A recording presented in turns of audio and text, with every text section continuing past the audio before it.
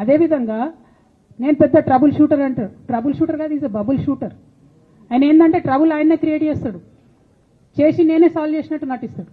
నేను latest example చెప్తా పట్టురు. నేను మొన్న దాసోజు శ్రవణ్ అన్న ఎలక్షన్ ఎమ్మెల్సీ ఎన్నికలలో బీఆర్ఎస్ పార్టీ డిసైడెడ్ ఒకటే క్యాండిడేట్ని పెడదామని.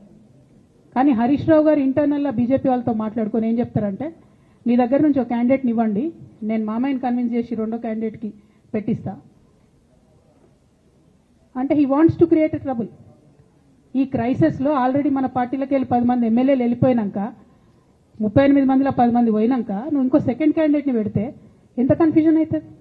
ఎవరెవరు ఎటెట్ ఓట్లు వేస్తారు? అంటే హార్స్ ట్రేడింగ్కి ఈయన ట్రబుల్ షూటర్ గారు ట్రబుల్ని ఓపెన్ చేస్తారు అన్నట్టు. నాకెందుకో లక్కీగా ఒక బీజేపీ ఎమ్మెల్యే గారు ఫోన్ చేసి, అక్క మరి పెద్దసారి పర్మిషన్ ఉందా హరీష్ అని ఇట్లా అంటున్నారంటే, నేను డైరెక్ట్గా పెద్దసారికే ఫోన్ చేసి నాన్న మరి ఇట్లా అంటున్నారు, మనం సెకండ్ క్యాండిడేట్కి పర్మిషన్ ఇస్తారంటే, nothing doing, only Shravan will get elected. ఎవరు చెప్పారు మీకు అన్నారు. అంటే నేను ఆ విషయం వెంటనే అటువైపు కన్వే చేసిన, లేదండి మాకు అట్లాంటి ఆలోచన లేదు. ఎందుకు ఈ రీసెంట్ ఎగ్జాంపుల్ చెప్తున్నా ఇవాళ అంటే, హరీష్ రావు గారు ట్రబుల్ క్రియేట్ చేసి ట్రబుల్ని మాఫీ చేసినట్టుగా ప్రయత్నం చేస్తారు. బీఆర్ఎస్ కార్యకర్తలందరికీ నేను నా తమ్ముళ్ళకి రిక్వెస్ట్ చేసి చెప్తున్నా, మా చెల్లెలకు రిక్వెస్ట్ చేసి చెప్తున్నా, మీకు పెద్ద స్థాయిలో జరిగే అన్ని విషయాలు తెలియకుండా అందరూ మన వెల్ విషయాలు అనుకుంటారు. అది మీ తప్పు కాదు. ఎందుకంటే కేసీఆర్ సార్ అంత ఓపెన్ మైండ్తో ఓపెన్ హార్ట్తో ఉంటారు కాబట్టి బీఆర్ఎస్లో ఉన్న అందరూ అట్లే ఉంటారు అనుకుంటారు. కానీ చాలా మందికి చాలా హిడెన్ ఎజెండాస్ ఉన్నాయి. ఓ పక్క కాంగ్రెస్తో కలిసి ఉన్నారు, ఇంకో పక్క బీజేపీతో మాట్లాడుతున్నారు, ఎటు ఎవరితోనో అవసరమైతే అటు మాట్లాడుతున్నారు.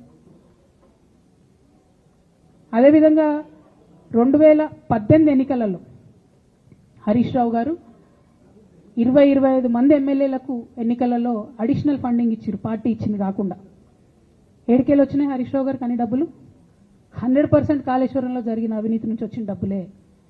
ఆయన ఆలోచన ఏం చేసిందంటే, ఏమన్నా కొద్దిగా అటు ఇటు అవుతుందేమో రిజల్ట్, నా దగ్గర ఎమ్మెల్యేస్ ఉండాలని ఆలోచన చేశాను.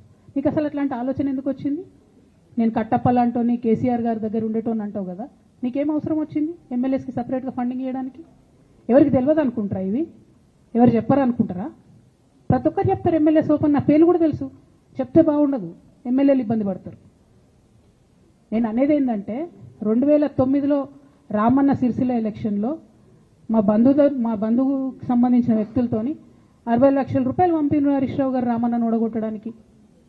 నిన్నగాక మొన్న ఒక వీడియో మీరు కూడా చూసి, ఒంటేరు ప్రతాప్ రెడ్డి గారిది, మీ మామయ్యను ఓడగొట్టమని ఎంతంటే అంత డబ్బులు ఇస్తా అని చెప్పిర్రని.